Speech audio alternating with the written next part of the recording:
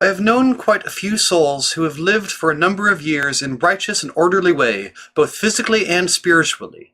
Then, after all that time, when it seems they have become masters of this world, or at least radically detached from it, Majesty sends them a few small tests, and they react far out of proportion to the challenges they face. They mope around so disturbed and distressed, it bewilders and even frightens me.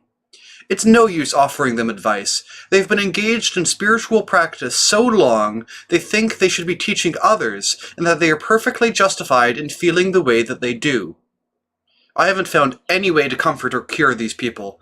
All I can do is express compassion for their trouble, which, when I see them so miserable, rises spontaneously from my heart.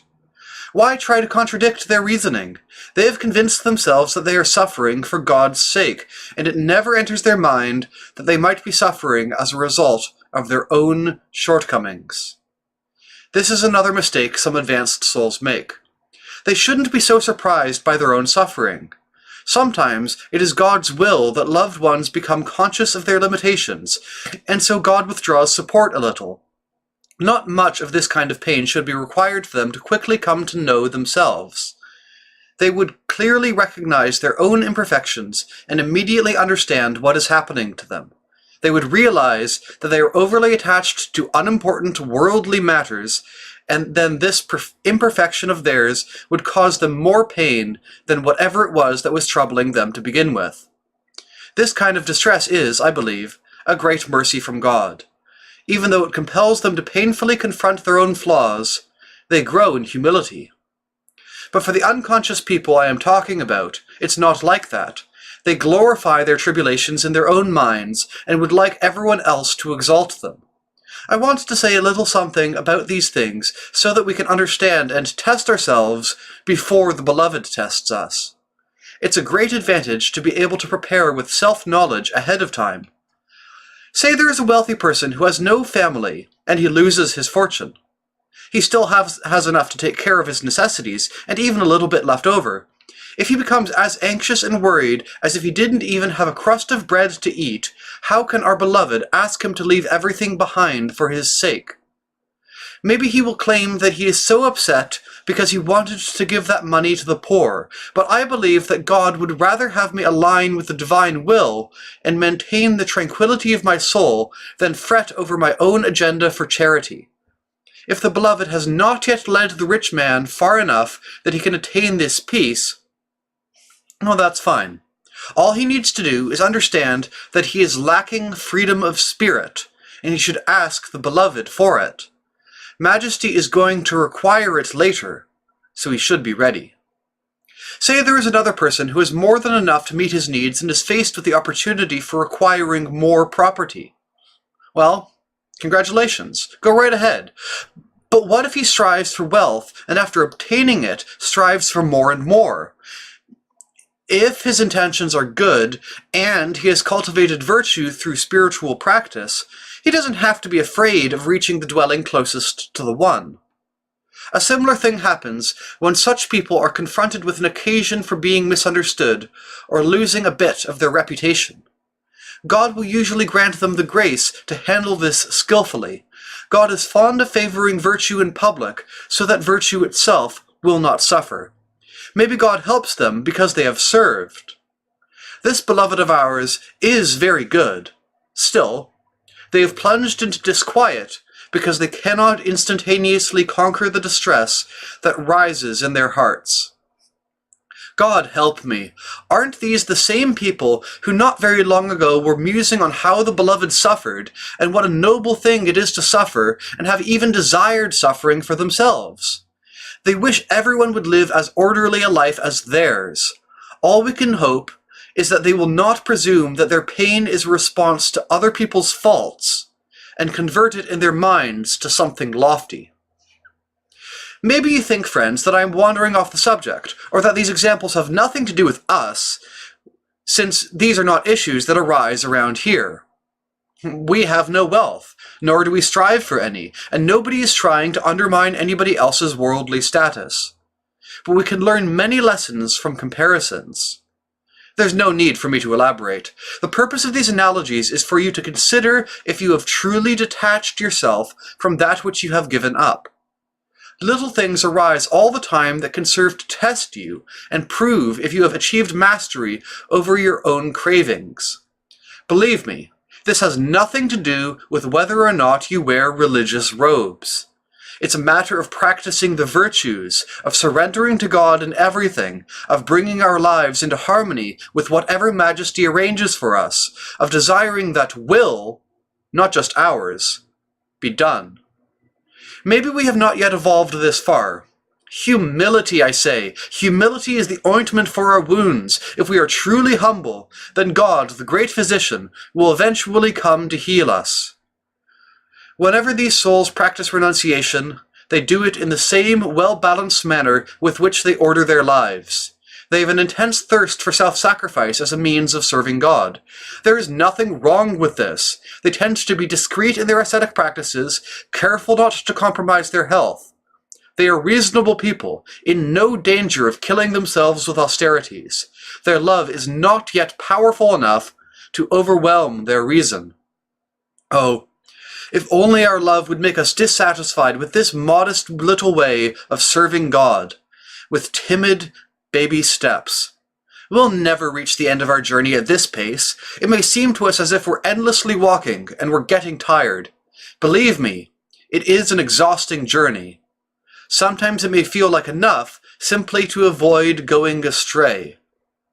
But if we could travel from one realm to another in 8 days, friends, would it be a wise thing to take a year to get there? Through snow and rain and bad roads? Wouldn't it be better to get the journey over with as quickly as possible? All these obstacles do arise, plus the danger of serpents. Oh, could I give you some good examples of these? Please God that I may have passed this stage myself. Oftentimes it seems to me that I haven't. When we are hypervigilant, we fear everything, and everything offends us. We don't dare to move forward, as if we could reach the ultimate dwelling by leaving it to others to make the journey for us. Since that is impossible, why don't we exert ourselves, my friends, for love of our beloved? Let's abandon our reason and fear into the beloved's hands. Forget about the weakness in our nature that we worry about so much. Let our families look after the safekeeping of our physical forms. That's their concern. All we should focus on is getting to see this beloved of ours as soon as possible. Even if there is not much comfort on this path, we would be making a big mistake to fret about our health.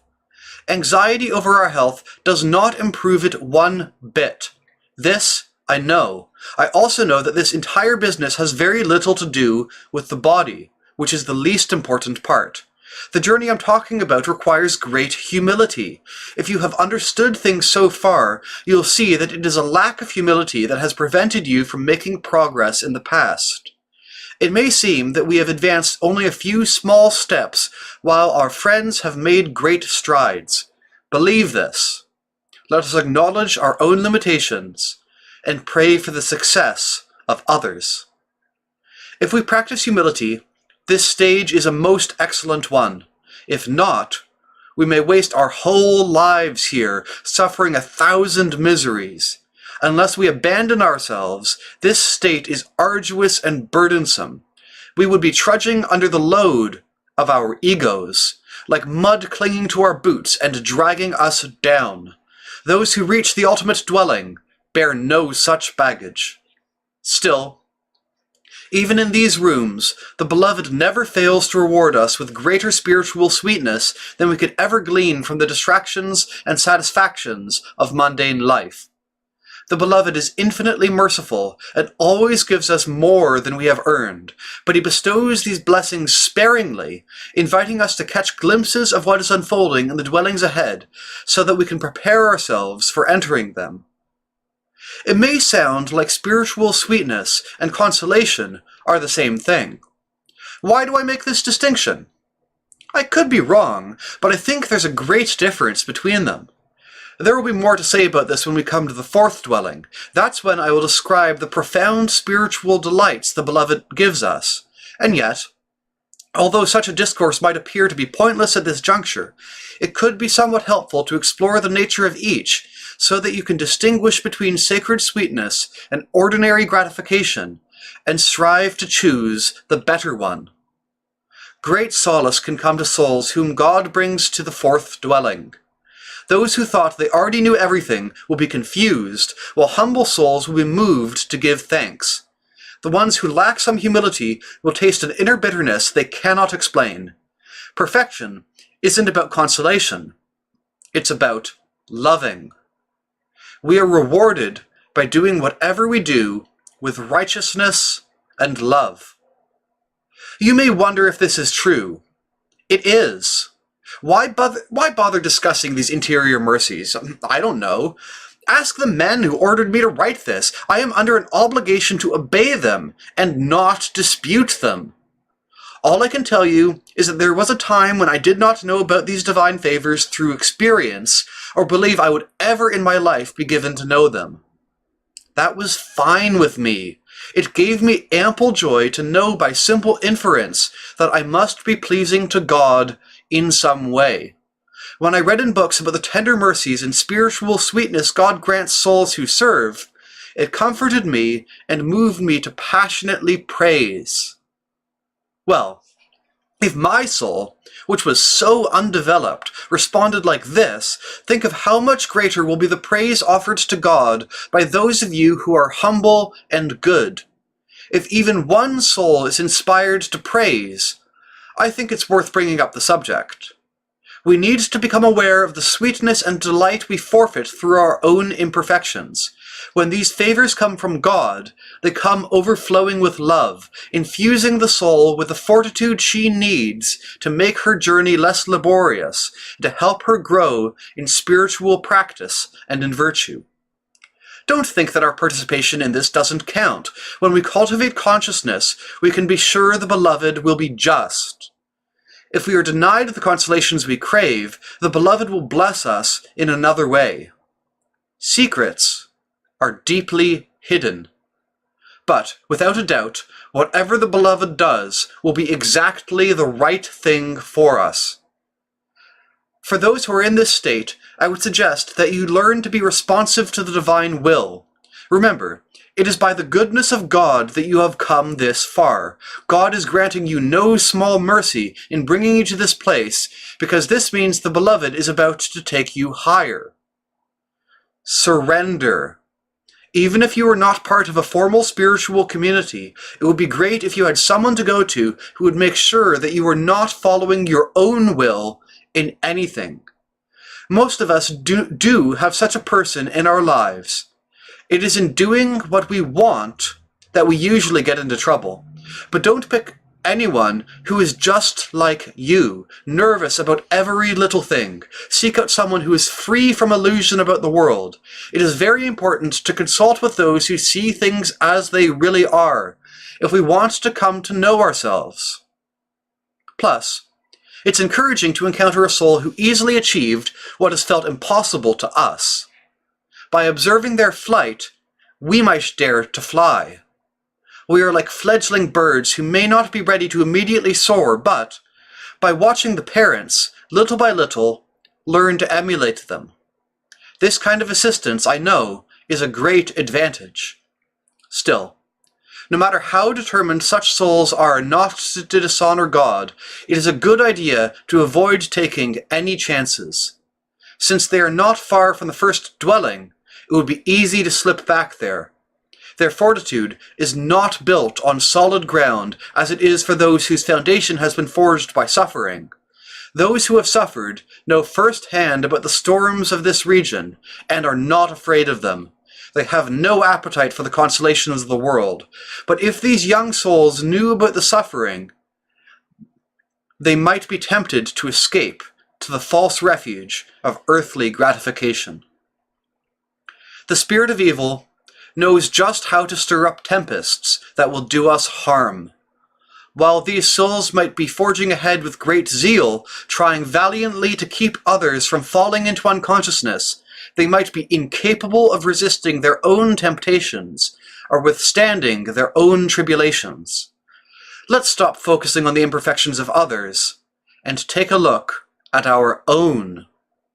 Those who lead such orderly lives are easily shocked. We can learn important lessons from those who shock us, even if on the outside we are better behaved. Outward composure is fine, but is not the most important thing. There is no reason to think that everyone else should follow our path. We shouldn't presume to lead other people onto the way of the Spirit when we ourselves don't even know yet what that is. With the urge God gives us to help others, friends, we can delude ourselves. It's better to concentrate our attention on what our tradition teaches. Strive to live always in silence and hope. The beloved will take care of his own. All we have to do is beseech Majesty on their behalf, and we will, with help, be doing much good. May Majesty be forever blessed.